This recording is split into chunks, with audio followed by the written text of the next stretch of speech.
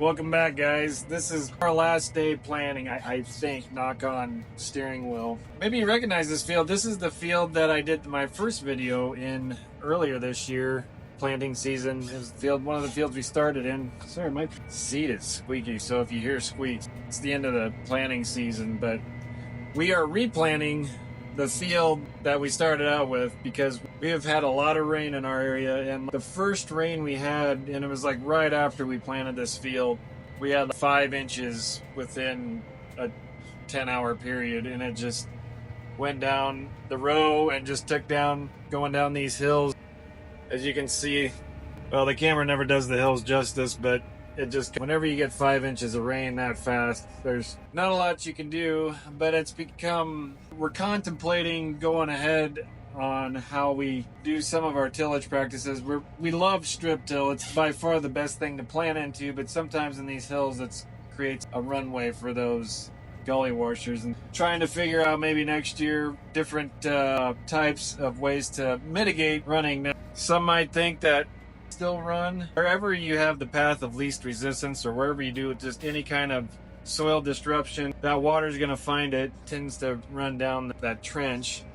It does fare better because you're not tilling as much as strip till. Now, for those of you just joining us, we tried to strip till as shallow as possible with wavy coulters. We were only going about 1.5 inches, 2 inches deep. It's with a vertistrip, Hawkins vertistrip, but it's about the least amount of strip tillage you can do and still call it strip till, which is what we've liked for these hills just for this reason. But we got caught again with just, when it's just that seed sitting there in that trench, once you get a hard rain, there's not much holding it back. Noticed over it, sometimes the vertical till and angling the row, that's kind of what we're doing now on this replant job just because we have to. That's kind of what maybe held some of the best with residue. Also, maybe doing some more cover crop on these side hills. We had to replant a bean field, and this field, our whole fields, we have to replant now. My brother's getting, since he quit, since we're kind of near the end, so I can run out the seed for this field, but he's finding some fill-in seed to do on some minor slopes that we got to touch up just because we had some washing on some other fields, but not near as bad as this one. How we're replanting this, what some of the issues you run into when you're replanting corn on corn is getting rid of that volunteer corn. You can still see corn growing, like the vertical till doesn't eliminate all this corn. So what we're able to do, this is a Pioneer hybrid on this one, and there's a new Pioneer series out that you're able to spray a herbicide on it and it'll kill. It's, how do I want to say this? It's tolerant to a herbicide that's known for killing volunteer corn.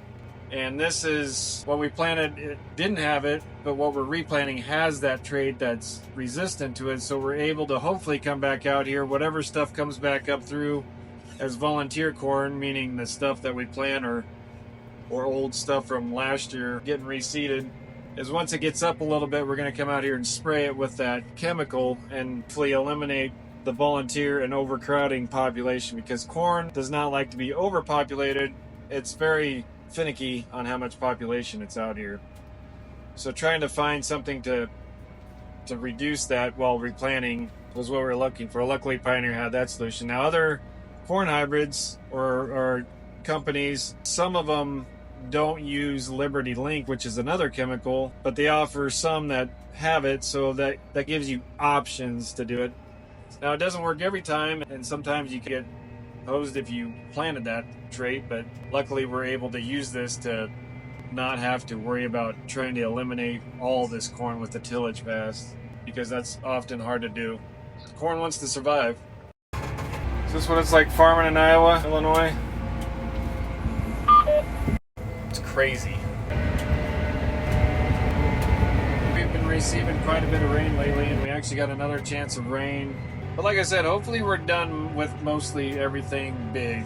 We'll probably be filling in for the next week or so, depending on what the weather brings. To say planning for everybody has been a slight struggle, to say the least, for a general area when you get a lot of moisture, which it's always bittersweet because we were dry to start the year, so I'm glad we've gotten moisture. Our pastures are looking really green.